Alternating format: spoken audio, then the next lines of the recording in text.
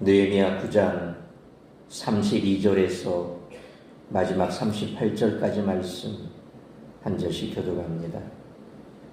우리 하나님이여 광대하시고 능하시고 두려우시며 언약과 인자하심을 지키시는 하나님이여 우리와 우리 왕들과 방백들과 제사장들과 선지자들과 조상들과 주의 모든 백성이 아수르 왕들의 때로부터 오늘까지 당한 모든 환난을 이제 작게 여기지 마옵소서.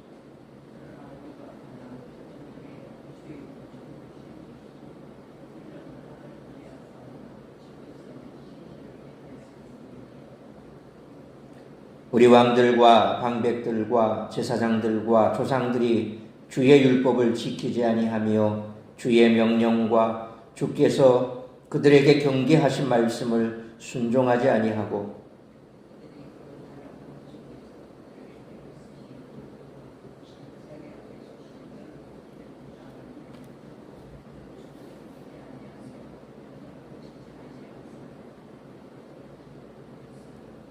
우리가 오늘날 종이 되었는데 곧 주께서 우리 조상들에게 주사 그것의 열매를 먹고 그것의 아름다운 소산을 누리게 하신 땅에서 우리가 종이 되었나이다.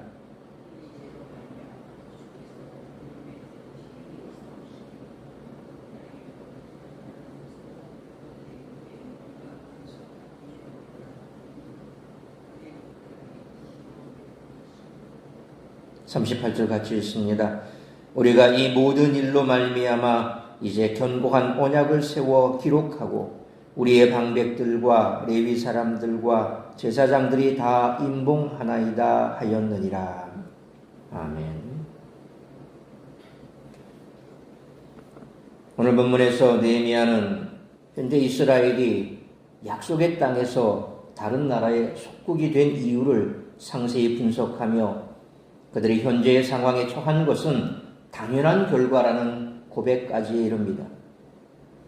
과거의 실패에 대한 묵상과 분석을 통해 성숙한 이해와 통찰에 이른 모습을 볼 수 있습니다. 고난을 당하는 당시엔 그저 고통밖에 느끼지 못할 수 있습니다. 하지만 그 일이 지난 후에 과거를 돌이켜보면 모든 일에 하나님이 공의로우셨음을 인정하며 고백할 수밖에 없습니다. 고난 속에 있는 당시에는 그것의 원인도 그 안에 감추어진 교훈도 깨닫지 못하지만 그 일이 지나고 나서야 비로소 깨달을 때가 있습니다. 이 긴 기도를 통해 느헤미야는 이스라엘의 지속된 배교에도 불구하고 하나님은 한결같이 당신의 언약에 신실하셨음에 감격합니다. 고난의 신비 중 하나는 고난이 우리를 더 성숙하게 한다는 것입니다. 하나님이 어떠한 분인지에 대한 더 깊은 이해는 우리 자신을 더 깊게 성찰하도록 이끕니다. 또한 반역으로 얼룩진 우리의 모습을 돌아보면 그동안 우리에게 베푸신 하나님의 은혜와 사랑이 더 생생하게 느껴집니다. 오늘 본문의 기도를 통해 우리는 비록 현재 고난에 처해 있을지라도 하나님을 올바르게 이해한다면 여전히 소망 중에 구할 수 있다는 결론에 이를 수 있습니다. 우리 어떠함보다 하나님의 사랑이 더 위대하기 때문입니다.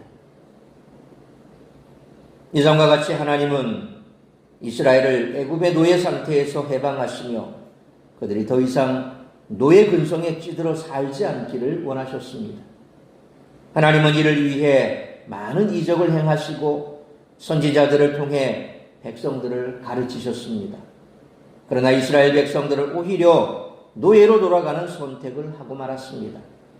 오늘 본문은 당시의 역사를 돌이켜보며 하나님과의 언약을 갱신하는 포로기 이후 유다 백성들이 이야기를 담고 있습니다. 따라서 이와 같은 오늘 본문의 말씀을 통해 우리들이 깨달아야 할 것은 첫째로 32절로 33절 말씀처럼 하나님의 백성의 특권과 의무가 무엇인지를 알아야 한다는 것입니다. 하나님은 세상 사람들의 눈에는 32절 상반절 말씀처럼 광대하시고 능하시고 두려우신 분이지만 그 백성들에게는 언약과 인자하심을 지키시는 분이십니다. 그렇게 레위인들은 32절 하반절 말씀처럼 이스라엘이 아수르의 발흥으로부터 지금까지 많은 환난을 당했다고 하나님께 호소할 수 있는 것입니다. 만약 이스라엘에게 하나님의 백성이라는 특권이 없었다면 이스라엘의 환난과 멸망은 그저 악인들끼리 서로 치고받다가 약한 자가 강한 자에게 망한 사건, 그 이상도 그 이하도 아닙니다. 하지만 이스라엘은 하나님의 백성이었고 하나님이 그들과 함께 하신다는 약속이 있었기에 33절 말씀처럼 아수르와 같은 큰 나라로부터 환난을 당한다며 하나님께 부르짖을 수 있었습니다. 하지만 이런 특권을 가졌다고 해서 자기가 변하려고 하지 않는다면 하나님의 보호하심을 영원히 누릴 수 없다는 것입니다. 그러므로 하나님의 백성이라는 특권을 누림과 함께 그에 걸맞는 삶을 살아가는 우리 모두가 되시기를 축원합니다. 두 번째로 34절로 36절 말씀처럼 하나님의 종으로서 말씀에 순종하는 삶을 살아야 한다는 것입니다. 레위인들의 기도는 정확한 현실 인식에 바탕을 두고 있습니다. 유다는 바사의 속국이었고 느헤미야도 바사에서 파견한 총독으로서 유다 공동체를 다스렸습니다. 이런 상황이 벌어진 이유는 34절로 35절 말씀처럼 이스라엘과 유다가 하나님께 순종하지 않고 복을 누리면서도 악행을 그치지 않았기 때문입니다.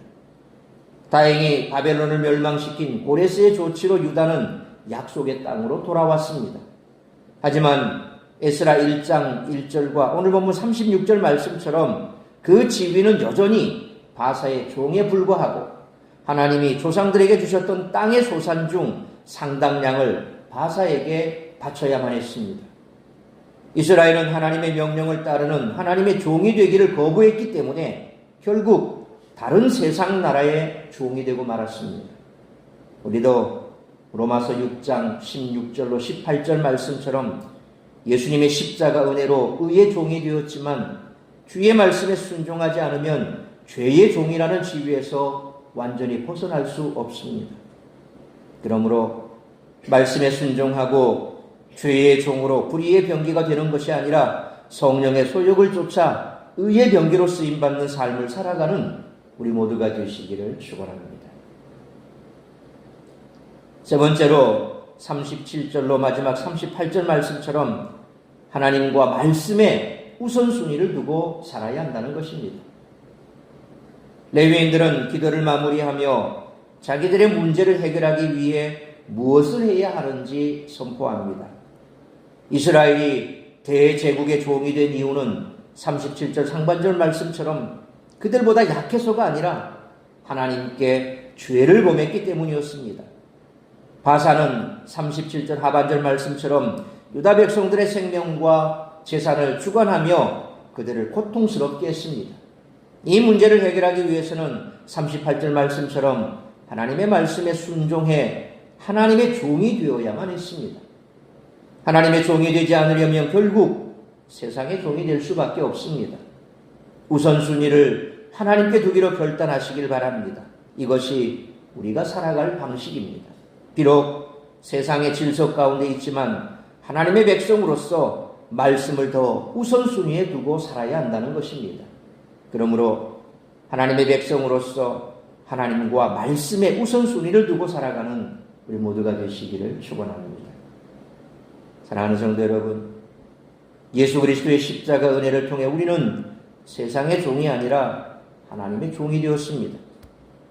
비록 세상 안에 살면서 세상의 질서를 완전히 무시하고 살 수는 없지만 그래도 우리는 하나님의 종이라는 사실을 잊지 않고 살아야 합니다. 세상의 상식과 말씀의 가르침이 충돌할 때 많은 그리스도인이 자주 세상의 상식을 따르려 하는 현실을 경험하곤 합니다. 이제는 오직 말씀의 원리를 따라 하나님 앞에서 의롭게 살아가는 자들이 되어야 할 줄 믿습니다.